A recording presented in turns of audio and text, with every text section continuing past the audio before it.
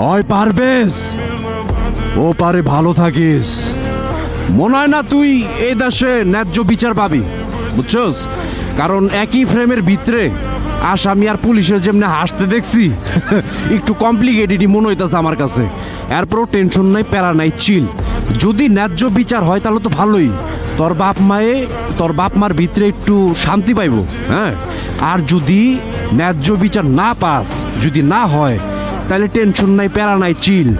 তোর ন্যায্য বিচার হবে কই জানোস? হাসরের ময়দানে একের বিচার হবে, একের। ওই জায়গায় মনে কর আমগো বিচার হইব। কেমনে? আমরা যারা মনে কর দেখাও না দেখার ভান করছি, হ্যাঁ, আমাদেরও বিচার হবে।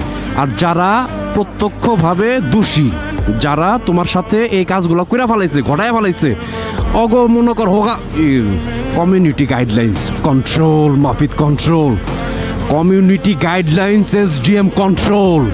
আচ্ছা যাই হোক, যেটা বলতেছিলাম, আচ্ছা তার আগে আমি একটু কুত্তা খুঁজি। কুত্তা খাওয়াই তো হবে। এই এটা মনে হয় যে ওই কুত্তা, হ্যাঁ ওই যে ওরকম মনে হয়। দেখছিলাম যে আমার ভিডিওতে ক্যামেরা বন্ধ হয়ে গেছিল।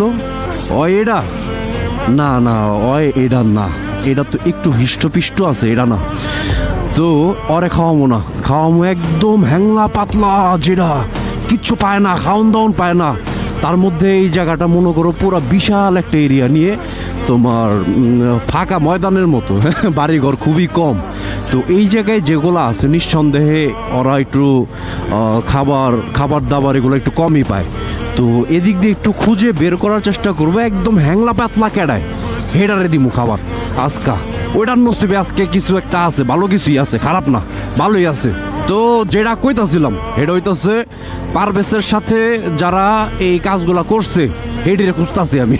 কুত্তা আকারে এটি তো মনে করো মানুষরূপী পশু, সরি জানোয়ার। কুত্তার তো খারাপ, কুত্তারও তো একটা মান সম্মান আছে, বা কুত্তারও একটা কি কয় এটারে মনুষ্যত্ব বোধ আছে। মনুষ্যত্ব না বোধ থাকলেও মনে করো কুত্তা বোধ আছে, যে কোনো একটা আছেই। কিন্তু অগ ভিতরে তো আর এটা নাই। ওরা তো মাঝে মাঝে কি ওরা এটাই মনে করে যে কখনো মৃত্যু হবে না, কখনো হাসরের ময়দানে আল্লাহর সামনে খাড়াই তুইব না। এরা ভাই তো মনে করে এই অপকর্মগুলা করে। তাছাড়া এটি সাহস পাবো কেমনে? এই সাহসগুলো আসে কোথা থেকে? ওরা মনে করে ওরা অমর, অগ দানা দুনা বিসি মিসি, তারপরে যে এই কমিউনিটি গাইডলাইন্স ডিরেক্ট উচ্চারণ করলে ঝামেলা আছে। এটি কখনো হইব না। এটি সারা জীবন একদম কি সারা জীবন এটি এরকমই থাকবে, অমর। ওরা সবাই অমর যারা এরকম অপকর্ম করে। এগুলো আসলে এটি আল্লাহ তাআলা, আমি তো এত কিছু জানি না, কিন্তু আমি শুনছি বুখারি না, সরি, কি বলে কোনটা যেন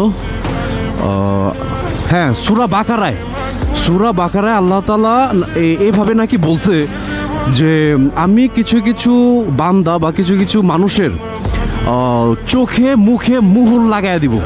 কথাটা এইভাবেই লেখা। যারা আমার ভিউয়ার্সের মধ্যে, অডিয়েন্সদের মধ্যে যারা আলেম মুফতি বা এইসব সম্পর্কে ভালো আইডিয়া রাখো, কোরআন হাদিস সম্পর্কে, তোমরা একটু আমাকে কারেকশন কইরা দিও যদি ভুল বলে থাকি কিছু।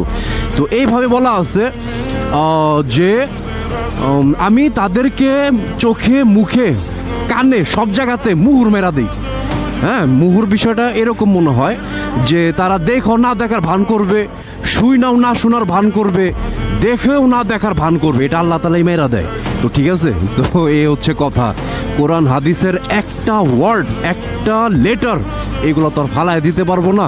এগুলো বাস্তব, এইগুলা শুধুই বাস্তব না, এগুলা হইতেছে চিরন্তন বাস্তব, ইউনিভার্সাল ট্রুথ। তো যারা এই দেশে এই পর্যন্ত 2025 সাল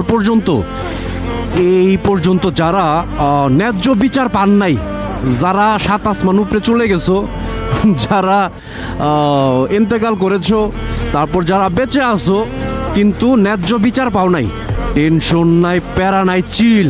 বিচার হবে, একের বিচার হবে, কিন্তু সেটার জন্য একটু ধৈর্য ধারণ করতে হবে।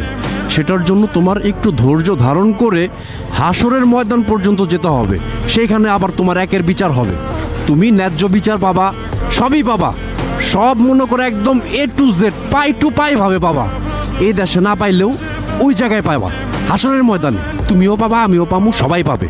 বুঝতে পারছো? এই যে পশু পাখি, এই যে পাখি একটা উইরা ডাইলে বইলো, এ বেটা এই কে তোরা কেমন আছিস, অগৌ হিসাব হবে। বুঝাইতে পারছি? তো কাজেই অপেক্ষা থাকো, কি কয়, হ্যাঁ কাজেই অপেক্ষায় থাকো, ধৈর্য ধারণ করো ন্যায্য বিচারের জন্য।